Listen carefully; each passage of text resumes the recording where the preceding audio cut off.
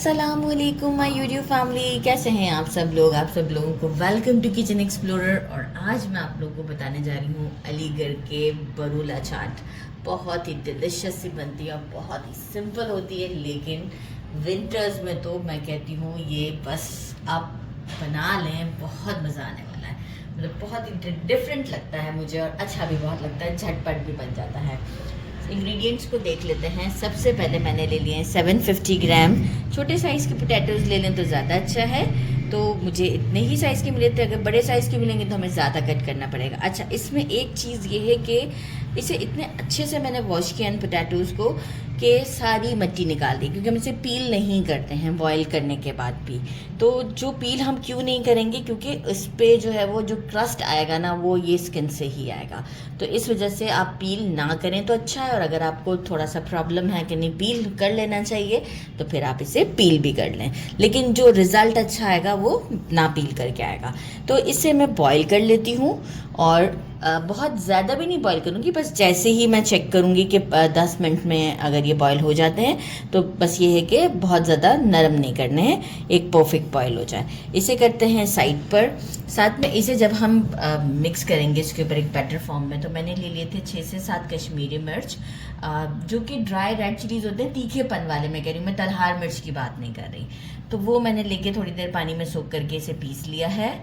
और बाकी इसके साथ में अराउंड 2 से 3 इंच का जिंजर का पीस और तकरीबन 8 से 10 के करीब गार्लिक क्लोव्स डाल दूंगी पीस कर इसके अंदर ही।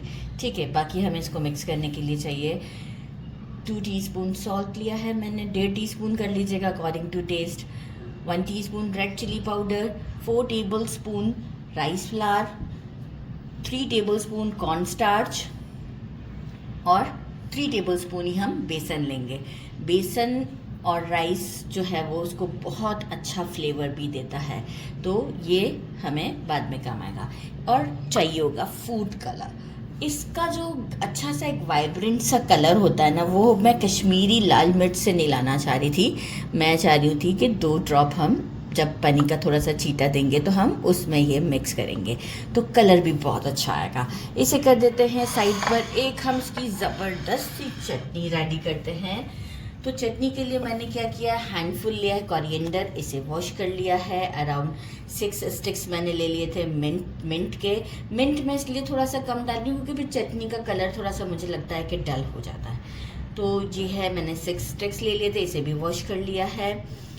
2 इंच जिंजर का piece, 3 green chillies, 10 garlic cloves, pinch of hing, इसीलिए इसे अलग रखा था क्योंकि हर बार बताना भूल जाती थी। पाउडर हींग है आपके पास तो आप 1/2 टीस्पून यूज़ कर लीजिएगा।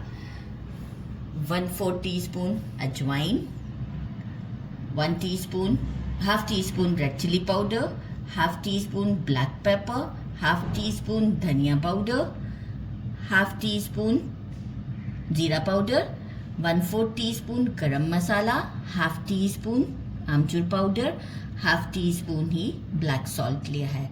और थोड़ा सा अगर हम टेस्ट करके देखेंगे, अगर हमें सॉल्ट की ज़रूरत है तो हम रेगुलर सॉल्ट भी यूज़ करेंगे।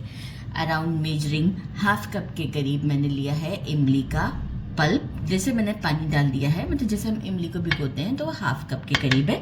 कंसिस्टेंसी इसकी बहुत रनी नहीं होनी चाहिए, तो वो मैं आपको दिखा देती हूँ। ठीक है, तो मेरे हिसाब से आप जो है वो 2 टेबल स्पून जो है वो इमली को अगर सोक करेंगे तो कंसिस्टेंसी कुछ इस तरीके की ही आएगी। तो बस अब हम क्या करते हैं, इसे मैं अपने ब्लेंडर में डालती हूँ और एक फाइन सी मैं इसकी चटनी बनाती हूँ। बड़ी ही कोई ज़बरदस्त सी चटनी बनेगी। अच्छा, मैं तो, आप चाहें तो मिक्सी में बना सकते हैं, मैं तो हैंड ब्लेंडर को ही यूज़ करती हूँ ज़्यादातर, अच्छा झटपट काम हो जाता है। तो आप जैसे भी चाहें, एक फ़ाइन सी हम चटनी बनाते हैं इसकी और मिलते हैं आपसे चटनी बनाने के बाद। पोटैटोज़ हमारे बॉईल हो गए हैं, मैंने इसे 4 पीसेस में कट भी कर दिया है। एक आपको करके भी दिखाती हूँ, ये आराम से हमारा कट हो जाता है। अच्छा, अब हम क्या करेंगे, चटनी भी मैंने बड़ी फाइन सी पीस ली है, जो कि मैंने आपको बताया था हरा धनिया और जिसके साथ थी, ये आप देख सकते हैं। ज़बरदस्त सी हमारी चटनी भी रेडी है। इसका कलर अगर आपको ऐसा ही ग्रीन रखना है या इससे भी अच्छा ग्रीन रखना है, तो आप जो है वो इसमें आइस क्यूब ऐड कर दिया करें पीसते वक्त, तो बड़ा अच्छा रिजल्ट आएगा।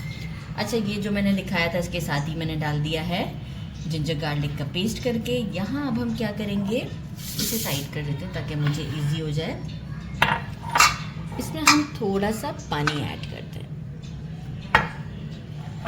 थोड़ा सा पानी ऐड करते हैं और फूड कलर भी हम इसी में ऐड करते हैं ताकि ये अच्छे से सब जगह पे स्प्रेड हो जाए। मज़ीद ज़रूरत पड़ेगी तो हम पानी का छींटा देंगे।